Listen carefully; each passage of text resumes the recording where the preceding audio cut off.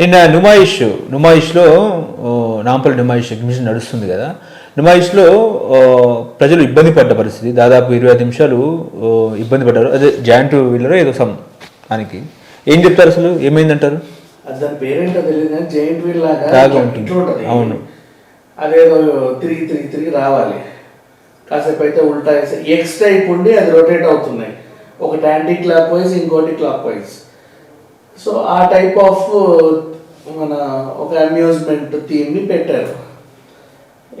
కేవలం ఎక్కుతారు కదా నుమాయిష్లో బోల్డ్ అంతమంది సంత. తలకాయకి 50 రూపీస్, నీకు కనిపించే తలకాయలన్నీ 50 రూపీస్లే. రోజు ఎన్ని లక్షల ఆదాయం. ఇక నువ్వు కొంటే నీ ఇష్టం, కొనకపోతే రాది. పైగా వీళ్ళకి స్టాల్స్ మీద కూడా ఆదాయం ఉంటుంది. ఇవి ట్రైన్ ఒకటి పెట్టారు. అవును, జాయింట్ వీలర్ ట్రైన్ నడిచే ట్రైనే, అందరు చూడొచ్చు ఎగ్జిబిషన్ మొత్తం. ఇలా ఉన్నాయి ఫెసిలిటీస్. అయితే కొంతమందికి ఎక్కి తిరిగేవంటే ఇష్టం, వాటి కోసం వెళ్తూ ఉంటారు. వాళ్ళు కూడా ఎంతమంది ఎన్నిసార్లు ఎక్కినా పద్ధతిగా పెట్టుకోవాలి. ఇదే నుమాయిష్లో ఒకసారి అగ్ని ప్రమాదం జరిగింది, అన్ని స్టాల్స్ తగలబడిపోయాయి.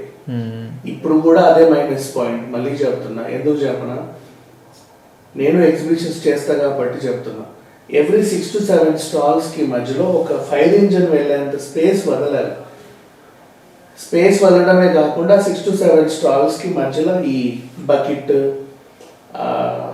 అగ్నిమాపక సిబ్బందికి సంబంధించిన సరుకంతా పెట్టాలి.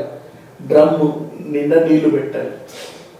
ఫైర్ సేఫ్టీ సినిమా థియేటర్లు ఉంటాయి ఆ బకెట్స్ అన్ని. ఫైర్ సేఫ్టీ అవి వాడరు, పెడతారంటే వాడరు, ఉండాలి 100%. అట్లా ఉంటే అప్పుడప్పుడు మాల్ కాలిపోయింది, జిపిఆర్ మాల్ మీ అప్పుడు రోడ్ మీద మాల్ కాలిపోయింది. సో ఇవన్నీ ఉండాలి. ఇప్పుడు కూడా మొత్తం అతుక్కొని మళ్ళీ ఇట్టే డిస్టెన్స్. మొన్న చూశాను నేను వెళ్తే, అసలు అన్నీ అలా ఉన్నాయి. ఇటుపట్లు అన్ని రోడ్డు మీద ఈ నుంచి అక్కడ వరకు ప్రమాదం. అది ఆ పక్కనే ఫుడ్ స్టాల్స్ వాళ్ళు ఉన్నారు. సో సరే, ఏదేమైనప్పటికీ ఇప్పుడున్న మన సమస్య ఏంటంటే ఆ తిరిగేది ఆగింది. ఎప్పుడు ఆగింది? వీళ్ళందరూ ఇట్లా తలకిందులుగా ఉన్నప్పుడు ఆగింది. ఏమైందో తెలియదు, ఇట్లా సడన్ గా ఆన్ చేస్తే ఇవన్నీ ఊడి టెబైల్మెంట్ కింద పడతామేమో, తలలు పగుతాయో తెలియదు. ఎవరు పక్కతో మాట్లాడట్లా, కొంతమంది వాంతులు అవుతున్నాయి, అప్పుడే అవన్నీ తినేసి ఎక్కుతారు కదా. కొంతమంది భయానికి కళ్ళు తిరుగుతున్నాయి, కళ్ళు మూసుకొని అలాగే ఉన్నారు. పోనీ 5 నిమిషాలు 10 నిమిషాలు అనుకోవచ్చు, 25 మినిట్స్, అరగంట సుమారు. అడిగితే బ్యాటరీ ఇచ్చిన ప్రాబ్లం అండి, తిరగండి అన్నారంటే ఇంకెక్కడ తిరిగి వచ్చేది, వద్దు దించమంటే దించేశారు అందరూ. రిఫండ్ కూడా అడగరు. అది 50 రూపాయలు 100 రూపాయలు ఉంటుంది మహా అయితే. ఆ దరిద్రం మాకు రిటర్న్ కూడా వద్దు. నువ్వు చేసిన విధ్వంసానికి మూడు ఉత్సాహం అంతా పోతుంది, జీవితం మీద భయం వేస్తుంది. వచ్చి ఇక్కడ ఇరుక్కున్నావేరా అనిపిస్తుంది. తర్వాత ఏం తిరగబుద్ది అవ్వదు. టికెట్ కొనుక్కున్న పాపానికి అప్పుడే టికెట్ కొనుక్కొని చూసి ఎక్కినోడికైతే ఇంకా మనం ఏమీ చెప్పలేము.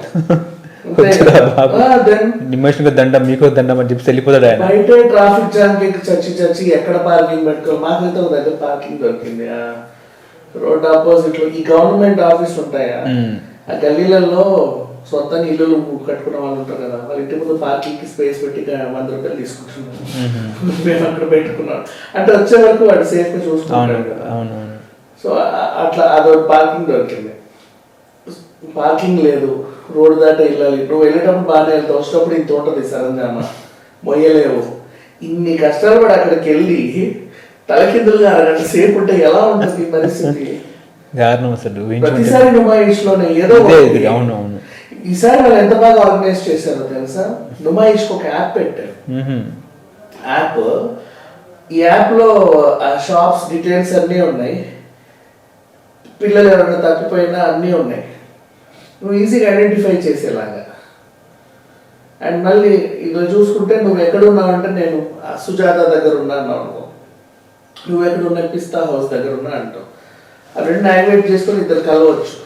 ఓకే, మంచి ఫెసిలిటీస్ ఉన్నాయి. ఒక యాప్ డెవలప్ చేశారు, ఉపయోగకరమే. సరే, ఏదేమైనప్పటికీ నెక్స్ట్ ఇలాంటివి జరగకుండా ఉంటే బెటర్. బట్ అవుతూనే ఉన్నాయి ఎంత మాట్లాడుకున్నా.